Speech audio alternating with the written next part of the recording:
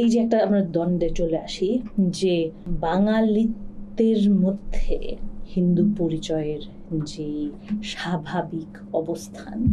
এবং মুসলমান পরিচয়ের অস্বাভাবিক অবস্থান,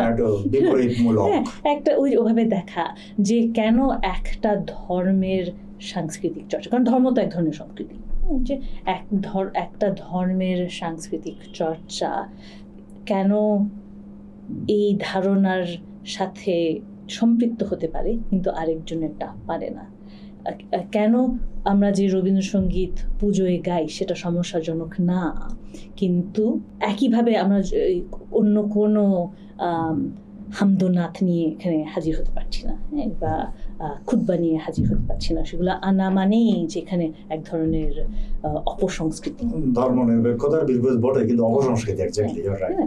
হামদোনাথের তো আসলে আমাদের মেইন স্ট্রিম সংস্কৃতিতে সেই অ্যাক্সেসটা ঘটেনি, কিন্তু এরকম তো হতে পারতো যে সেগুলো এখানে সংযুক্ত। হ্যাঁ, যে আমরা যখন মানে সংস্কৃতি মানেই বাকি, সংস্কৃতিকে যদি আমরা সেভাবে দেখি যে শুধু এই যে আমরা গান নাচ করছি সেটা তো না, আমরা যেভাবে জীবন যাপন করি সেটাই সংস্কৃতি। আমরা যেভাবে ভাত খাই, যেভাবে কাপড় চোপড় পরি, যেভাবে কথা বলি,